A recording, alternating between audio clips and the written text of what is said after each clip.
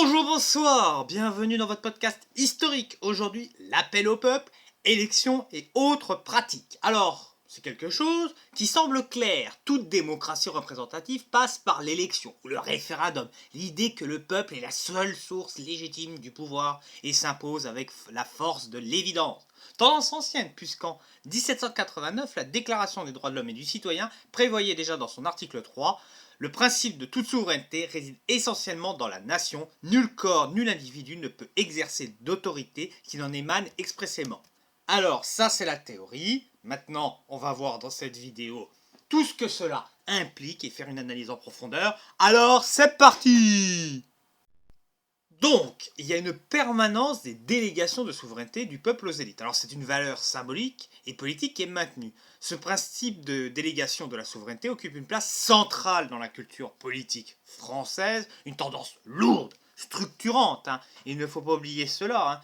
1848, le suffrage universel masculin est mis, et cela définitivement, parce qu'avant c'était un suffrage censitaire. C'est-à-dire tu payais selon combien tu payais d'impôts. Plus tu payais d'impôts, plus tu pouvais voter, plus tu avais de possibilités. Il fallait que tu payes un certain nombre d'impôts, donc ça excluait la grande masse. Donc, je disais, ça peut être mis en évidence de deux manières différentes, plus particulièrement explorées. L'éducation à la citoyenneté, en fait, elle porte différentes dénominations selon le moment choisi, et à laquelle tout individu scolarisé est confronté. Donc vous voyez, tendance lourde, mais scolarité, loi de Ferry, les années 1880. Il y a le vote qui arrive avant les lois Ferry, donc ça pose déjà toutes des questions de comment on votait avant les lois Ferry, comment on votait avant d'être totalement lettré et non alphabète. Ça pose toutes les questions de l'éducation civique, de toutes les questions du rapport du citoyen au vote, même de la culture politique en tant que telle, parce que c'est quand même une question qu'il faut se poser, c'est la question de la culture politique, parce que c'est bien d'avoir le droit de voter, mais est-ce que le citoyen a les outils, tous les outils pour voter? Et là, ça pose la question du rôle des médias, de la démagogie en politique, parce que est-ce que le mec va te dire un truc pour te faire plaisir, ou est-ce que réellement il y a un projet profond, construit, avec une véritable réflexion, posée dans de la real politique et dans un réel contexte? Là se pose la question. On a aussi, autre élément important, le rapport à l'absentéisme et aux élections. Pas en tant que tel, mais selon le regard que la société porte sur celui-ci. L'abstention, c'est quand même une question très importante. Tout aussi importante que le vote. Pourquoi les gens vont voter? Pourquoi les gens ne vont pas voter? Pourquoi il y a tant d'abstention à telle élection et pas d'autres? Là aussi, on a toute une réflexion sur l'abstention qui, elle, a évolué avec le temps. Au départ, des gens, ils votaient pas parce que ils n'avaient pas les outils pour, intellectuellement parlant, ils n'étaient pas intéressés. Aujourd'hui, c'est un vote de contestation. Je n'irai pas voter pour ces connards corrompus. Voilà ce qu'on peut entendre. Il y a une véritable évolution, et là aussi, là, on peut quitter le giron historique pour aller à la sociologie et se faire toute une sociologie de l'abstention, ajouter une dimension géographique avec l'abstention selon les endroits, sociologique selon les classes sociales et selon tout la structure de la société, selon le revenu et tout ça, selon le niveau de formation et tout ça. Et donc c'est très intéressant de voir que cette abstention a drastiquement évolué ces 30 dernières années et se retrouve quand même différente selon les endroits, selon les lieux, selon les personnes, et que ça pose énormément de questions. Alors, dans notre idée quand même de parler de l'élection, il faut montrer un truc très important sous la 5ème République, une tendance lourde. Il y a une fréquence croissante. Les électeurs sont plus souvent mobilisés. Il y a davantage d'élections strictement politiques, car à partir de 1962, il y a quelque chose de nouveau qui se met en place. L'élection du président au suffrage universel. Avant, on votait pour les législatives, on votait pour son maire. Bon, ça va pas chier loin. Maintenant, on a l'élection des présidents de la République, on a les élections régionales et on a les élections européennes qui se sont ajoutées ces dernières années. Et oui, on a de plus en plus d'élections, et donc l'électeur est de plus souvent mobilisé à des élections dites politiques. Et ces élections occupent de plus en plus de place. L'élection présidentielle est aujourd'hui quelque chose qui n'existait pas il y a encore 60 ans de cela, est devenu aujourd'hui the election, the place to be. De toute façon, maintenant, surtout avec la tendance des primaires, c'est des machins maintenant éléphantesques, ça dure des mois et des mois, entre les partis qui choisissent, les coups, voilà, bon. on a pu suivre l'élection présidentielle, ça a été limite de septembre 2016 jusqu'au mois de juin, hein, avec les législatives qui sont collées après, donc il y a toute une dynamique de vote qui s'étale sur un an. Il y a aussi le paritarisme et les élections professionnelles. Au lendemain de la Deuxième Guerre mondiale, il y a un renouvellement démocratique qui s'est produit, se traduit par des tentatives plus ou moins abouties d'introduire de la démocratie dans les relations économiques et sociales, hein, et particulièrement sur le lieu de travail. Bon, cette volonté-là est morte parce que, bon, un bon coup de ultra-libéralisme, hein, il y a encore des élections professionnelles, mais bon, c'est un petit peu galvaudé, hein, le cas de la sécurité sociale. Il y a des élections jusqu'en 1967, pratique s'installe ensuite dans une désignation, ce qui pose un problème de représentation. 1983, on restaure le principe d'élection, une expérience qui restera sans suite. Toutefois, la légitimité de la démocratie reviendra par le fait que, à partir de 1995, c'est l'Assemblée nationale qui votera les budgets de ces institutions. Néanmoins, l'appel au peuple devient indirect et l'autonomie de la structure devient tout théorique. Parce qu'avant, il y avait des élections à la sécurité sociale, mais aujourd'hui, elles sont un peu disparues. Il y a le cas des tribunaux des prud'hommes. Les prud'hommes sont l'activité paritaire la plus ancienne, le premier conseil étant créé en 1806, c'est-à-dire à l'époque du Premier Empire. Les juges des prud'hommes sont donc des juges élus. Néanmoins, c'est une pratique en crise. Il y a déjà une abstention croissante et relative selon les élections. Certaines élections, on ne voit plus personne. Il y a une abstention qui est poliforme, comme je vous ai déjà dit.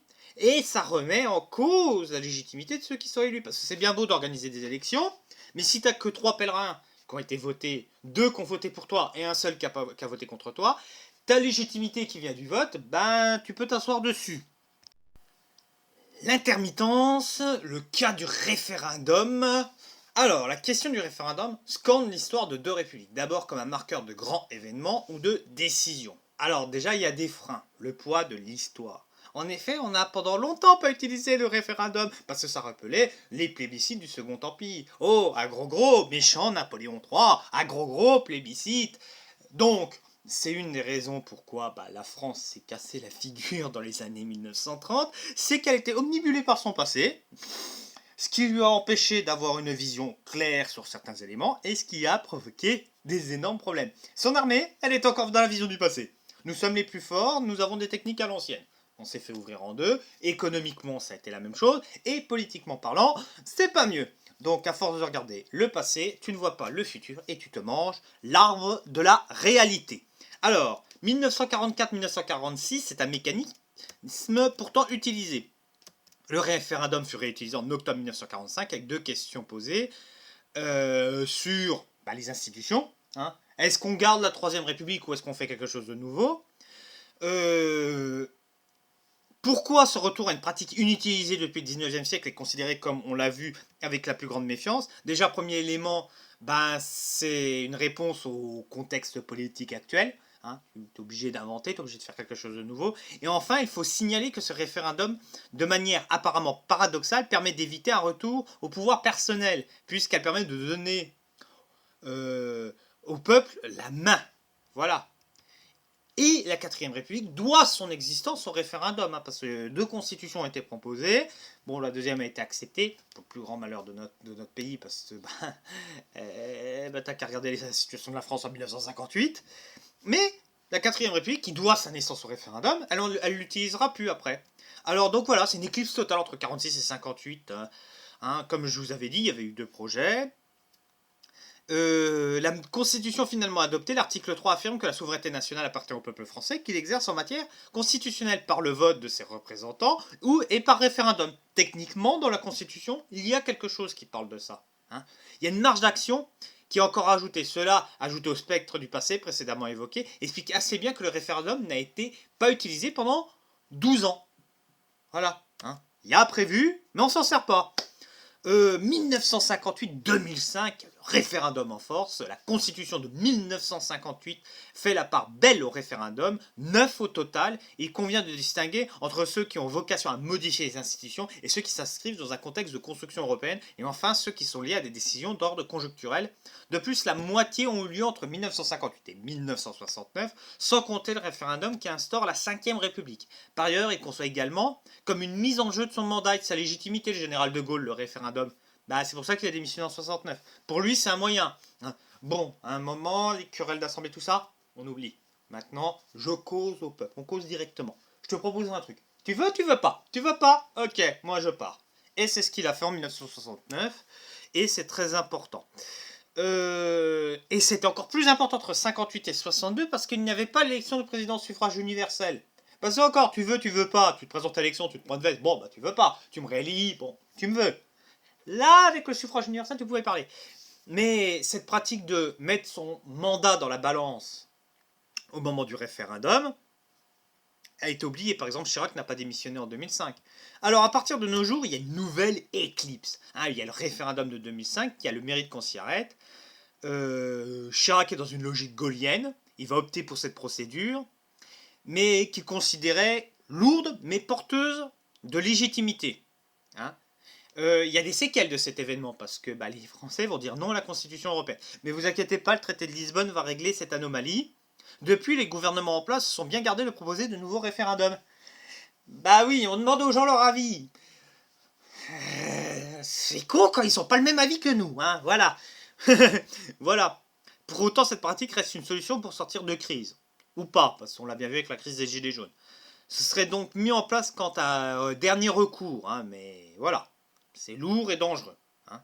C'est une situation aussi qui est ambiguë, hein, parce que ça implique beaucoup de choses, hein, tout autant dans le fait que pendant la même période, des réformes ont été adoptées, mais toujours avec des mesures et forces de précaution, une expression à la fois du souhait d'une plus grande participation des citoyens aux affaires publiques et de méfiance envers les procédures de démocratie directe. Voilà, il y a un petit peu de méfiance. Entre un côté, on va mettre de la démocratie directe, mais pas trop directe, hein. Le cul entre deux chaises, hein, Jean-Claude Van Damme, les adducteurs et tout le bazar.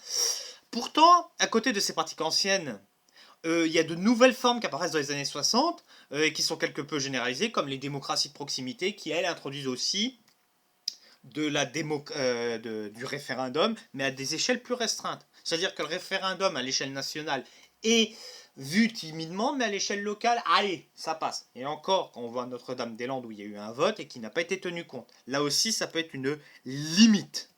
Donc voilà, on a cette démocratie de proximité qui renouvelle un petit peu un référendum qui à l'échelle nationale est un petit peu boudé. Le vote, c'est structurant dans la démocratie représentative. Mais ce vote, ça pose énormément de questions sur déjà qui vote, comment on vote, pourquoi on vote. Et ces trois questions-là ouvrent de larges débats historiques, géographiques, sociologiques, linguistiques aussi, parce que les mots qu'on met face à ce vote, et aussi toutes des questions de pratique et de sciences politiques. J'espère que cette vidéo vous a plu. Si elle vous a plu, vous pouvez liker, partager, faire de la pub pour la chaîne, ça fait plaisir. Je vous souhaite une bonne fin de journée. Ciao!